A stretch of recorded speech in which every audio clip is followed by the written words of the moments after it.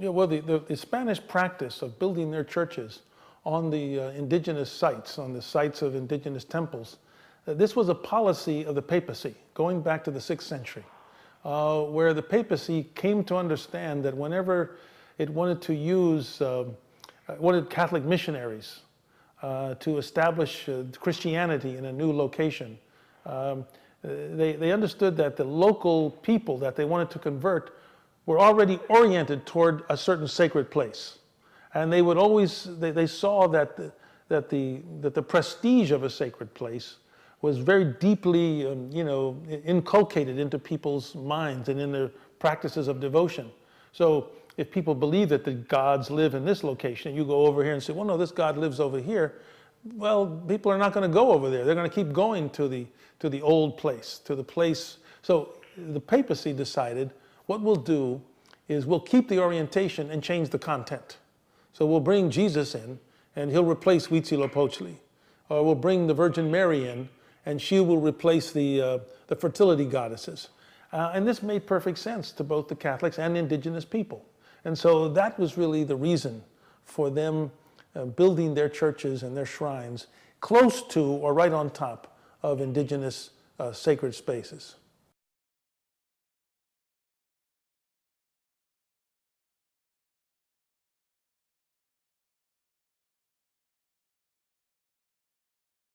The practice of embedding stones, that is, these Aztec sculptors or builders choosing pieces of their pre-Columbian sculptural tradition in the construction of either government buildings or church buildings. This is a fascinating question, and one I'm very, very glad that this project is focusing on. What you have here is what I mentioned earlier, and that is people, indigenous people, mestizo people, people in New Spain, in trying to build a new society, claiming through the building of these structures and the embedding of these stones that our foundations are not completely Spanish. Our foundations are indigenous. And what we're going to do when we help build these new buildings is we're going to, on purpose and sometimes in hidden ways, or in partially hidden ways, use our indigenous sculptural tradition with taking pieces of these sacred stones and using them to support the new society. Now, in supporting the new society or the new building in this way, what they're doing is both disguising, it seems to me, to the majority of the people who come to the new building, the fact that their identity and the identity of the building in the minds of the indigenous people is a bicultural identity. They're both disguising it, but they're also, in a sense, making a real strong proclamation, at least to themselves, that our foundations are much more complicated than the one that's just been brought in from the outside. It seems to me that this commitment to foundations is very important. I think another way to come at this is to think about what sacred stones mean to people in Mexico prior to the coming of the Spaniards. These sacred stones, first of all, were from the earth. They were from the sacred earth. But secondly, they're not only from the earth, but they represent a kind of permanence, a kind of hardness, a kind of eternality of the pre-Columbian world. And I think that's a very important part of this. But the third point about these sacred stones is they also became the background upon which indigenous people could tell their story through these carvings. I mean, when you think about what has survived, for instance, you have the great calendar stone. Well, this is a huge stone, comes from the earth, a certain type of stone. That stone had to be cut out of the earth, had to be transported, and then it becomes, in a sense, a surface upon which this great mythology is carved. These deities are present, the numbers are there, the symbols are all there. And it's interesting that that stone was embedded in the cathedral for a while. It may have meant one thing to the Spaniards to embed it, but it's meant a great deal, something quite different to indigenous people to have it there.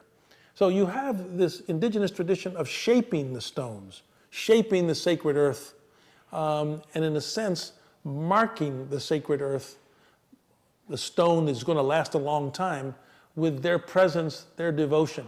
So it seems to me these embedded stones may very well carry this type of meaning for certainly some of the people who chose them and put them in these buildings.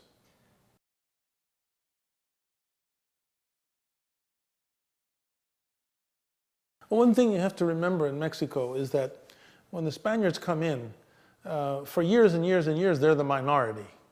They have the power, but they're also the minority. And it's clear to some of them that the future world is going to be a world of mixtures. There's an attempt by many of these Spaniards to eradicate indigenous practices.